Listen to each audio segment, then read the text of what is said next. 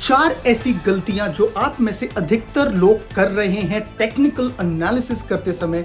आइए इसके बारे में आपको बताता हूं। सबसे पहली और सबसे बड़ी गलती यह है कि आप लोग अपने एनालिसिस को किसी एक पर्टिकुलर टाइम फ्रेम पर सेट कर करते हैं। एग्जाम्पल के तौर पे अधिकतर लोग अपने चार्ट को डेली टाइम फ्रेम पे सेट करके एनालिसिस करते हैं, कुछ लोग आवरली या कुछ लोग उससे भी छोटे टाइम फ्रेम पर, और ये एक बहुत बड़ी गलती है। टेक्निकल एनालिसिस हमेशा मल्टी टाइम फ्रेम पर होना चाहिए, यानी कि अगर आप आवरली टाइम फ्रेम पर अपने चार्ट को सेट करते हैं तो आपको डेली और वीकली पर चार्ट को भी एनालाइज करना चाहिए। और अगर आप एक स्विंग ट्रेडर हैं और अपने चार्ट को डेली टाइम फ्रेम पर सेट करके एनालिसिस करते हैं तो आपके लिए बहुत ज़रूरी है कि आप अपने चार्ट को वीकली और मंथली टाइम फ्रेम पर भी एनालाइज ज़रूर करें। ऐसा इसलिए भी ज़रूरी हो जाता है क्योंकि हमें अलग अलग टाइम फ्रेम पर अलग अलग सिग्नल्स मिलते हैं और ये अलग अलग सिग्नल हमसे गलत ट्रेड करवा सकते हैं।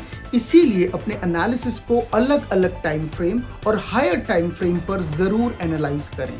दूसरी गलती ये है कि हम लोग टेक्निकल एनालिसिस को सिर्फ चार्ट या फिर सिर्फ कैंडल स्टिक के पैटर्न पर एनालाइज करते हैं, जबकि कोई भी टेक्निकल एनालिसिस इनकम्प्लीट है बिना वॉल्यूम के। बिना वॉल्यूम के किसी भी चार्ट को एनालाइज करना अधूरा और इनकम्प्लीट है।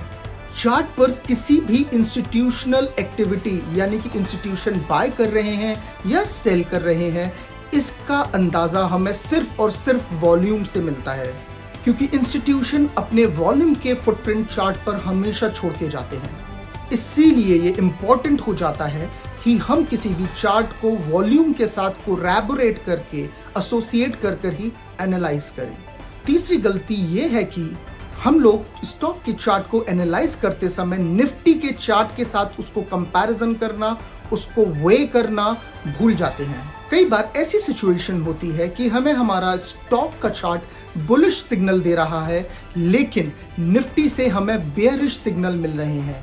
ऐसे में हमें बहुत ही सावधानी के साथ, बहुत ही केयर के साथ कोई ट्रेड लेना चाहिए और कोई भी अग्रेसिव पोजीशन नहीं बनानी चाहिए।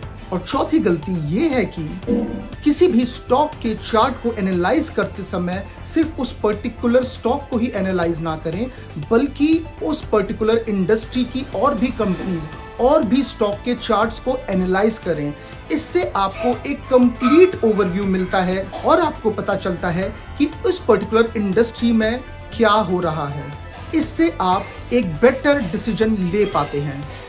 तो अगर आप लोग भी अपने टेक्निकल एनालिसिस को करते समय इन चारों पॉइंट्स का ध्यान रखेंगे तो आई एम श्योर आपकी ट्रेडिंग, आपकी इन्वेस्टिंग और ज़्यादा बेटर हो पाएगी। और इसी तरीके की और इन्फॉर्मेटिव वीडियोस के लिए आप हमारे चैनल को फॉलो करिए।